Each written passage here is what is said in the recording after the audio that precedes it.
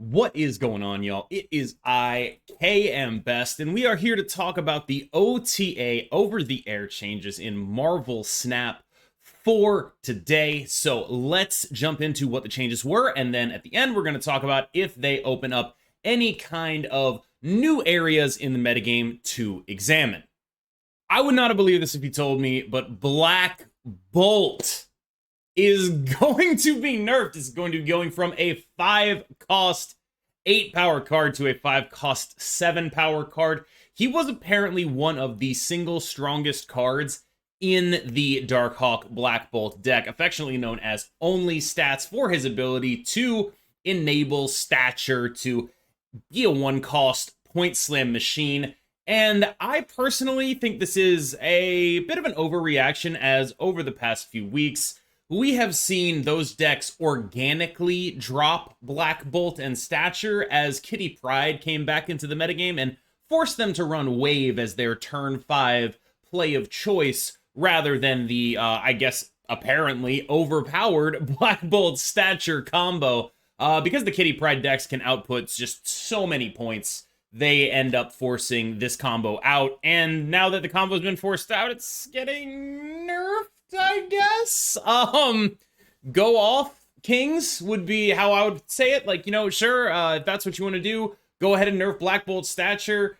It does sort of, I guess, open up a little more room for a potential Wave change in the future or a potential Kitty change in the future. Because right now, those are the sort of baseline of the metagame. The fact that Kitty forced Wave into the Darkhawk mid-range archetype should be worth discussing, I think. And the fact that Black Bolt's good enough to take a nerf already out of the deck is very worrying, I think, actually. Black Bolt's partner in crime also took a nerf. Stature is now a 5-cost 6-power card, going down in power from 7 to 6. I think basically everything I already said about Black Bolt remains true for Stature. I don't know why they had to hit both of them. I don't know that they needed to be hit at all, but I understand that the data on the back end was pointing at these two cards being the major culprits in that deck. Although I do think there's something to be said for the idea that, of course, these are the cards that are going to have the super high win rates because the deck is super broken, and these are the cards that differentiate it from the bad versions of the deck. I don't know, but I do think I wonder about that, especially given how they have been cut, as previously discussed. And the fact that they have been cut does sort of point to me that they're more of a metagame consideration. To me, I see the Black Bolt Stature combo as a sort of replacement Devil Dinosaur. And now, of course, the Black Bolt Stature combo has been replaced by Wave and Doom due to metagame considerations. So if I were the second dinner team, I would be looking a lot closer at the core of Korg, Darkhawk, Zabu, and Rockslide that has just been everywhere basically since January. I think that is a core that has been riding the line of making other cards problematic for, I think, probably the whole time. So probably would be worth taking a look at that in future updates if you're the balanced team, just in my opinion. Negasonic Teenage Warhead is getting a little bit of a buff, going from a 3-4 to a 3-5. I think that's pretty cute. I have no issue with buffing Negasonic. Lord knows she needed the buff. I just don't know that this is exactly what's going to make her useful. It does sort of give her a second mode a little bit more, which is, you know, now if you don't have priority, you can just play her as a decent unit. But by the same token, it also makes it a little bit more punishing when she blows up and does her thing. I personally think that this will not push Negasonic into the realm of competitive viability, but it does add to the incredibly weird arsenal of tech cards that Silver Surfer techs have access to. They have a coterie of just the weirdest tech cards in the game. Between Shadow King and Negasonic, they can solve inexplicably obscure problems with those cards. There are certainly some creative problem solving to be done. If you wanted to play that archetype, Negasonic could be a consideration. If you love creative problem solving, I think that might be the deck for you. Invisible Woman going from a 2-2 to a 2-3, so gaining a point of power. And right now, Invisible Woman has mostly been limited to play in Hela combo decks or Omega Red decks, or used as a sort of prophylactic for your Patriot combo or whatever it is you want to protect from Enchantress. And those are pretty much the only use cases she has right now.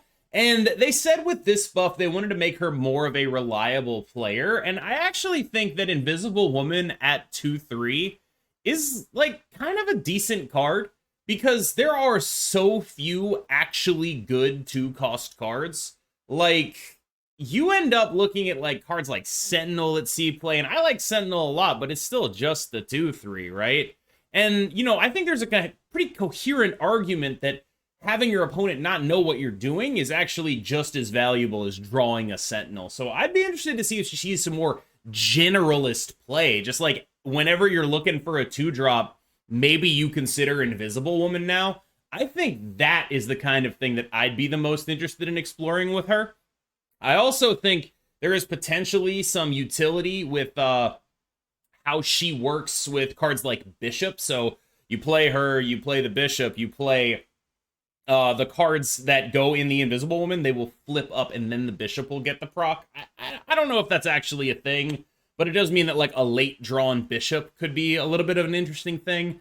The more I talk about it, the more I think, you know, maybe I'll just try her out in Sarah and see how that goes. Because now that I think about it, like the way Dark Dimension and Hitmonkey work, if she works the same as that, she might actually just be like a genuinely phenomenal card. So definitely some things to explore with Invisible Woman. I think that's actually probably the most interesting change here. I have always sort of secretly considered her like almost good, and now going to a 2-3 might actually just be good. So in terms of decks that this OTA enables, I think this is the one I'm really the most interested in. There's a lot of interesting stuff that I want to try with this, and in terms of decks that leverage information asymmetry well, I mean, Kitty Sarah has gotta be way up there. You do, of course, run the risk of getting waived. I do expect there to be a decent amount of wave in the metagame, but you do have some game into other Kitty decks thanks to Killmonger, as long as you can throw priority. And Invisible Woman actually really helps in terms of throwing priority because she's only going to be in that lane. There's nothing else behind her. That doesn't actually show up until the turn 6. So throwing priority with Invisible Woman is definitely something I want to try here. Hitmonkey Invisible Woman, need to figure out how that works. And Bishop Invisible Woman, pretty sure I do know how that works, and it's good for late drawn Bishops. So this would be what I would go for Invisible Woman. I'm definitely like talking myself into this as I record this video. Very, very interesting kind of thing. I do think it might be a little bit overshadowed by, you know, High Evolutionary and all of that, but this is actually a very interesting thing to do. So if you wanted to play Negasonic Teenage Warhead, I think this would be a pretty good shell for it. Negasonic tends to go with Storm in my thought processes a lot. I think another card you could consider trying to get in here would be Daredevil to better target your Negasonics. I don't know if she's going to be exactly what you want all of the time, but there's definitely enough room for her to have some upside here. One thing I would look to do is try to include another 2-cost card. I really hate passing on turn 1 and turn 2. Goose is pretty dang good right now. And I'm open to playing Goose in a list like this. I would almost consider running Domino just to be able to play a card on turn 2, but I don't know if I've gotten that desperate yet. I do think that, you know, there might be room for optimization here. Maybe we can figure out if there's a cut to run another 2-cost card. Maybe we can figure out how to reliably play a game of Marvel Snap. You do have the same issues in terms of running into waves, but at least your Goose means that like the things they wave can't be played on the Goose lane. Like there is something there. You have this Storm game plan with Negasonic and Juggernaut to prevent your opponent from actually playing anything useful there. There's stuff. It's not like the greatest deck of all time, but I don't think you clicked on this expecting the greatest Negasonic deck of all time or for a Negasonic deck to be hyper competitively viable. So I think this would be, generally speaking, if you really wanted to play Negasonic, you really wanted to test her out, this would be what I would play. Thank you so much. I hope you enjoyed watching the OTA breakdown. KM Best, tentative name for the series. Patent pending, patent pending. Thanks for watching. Remember to like, subscribe, and y'all Have a good one.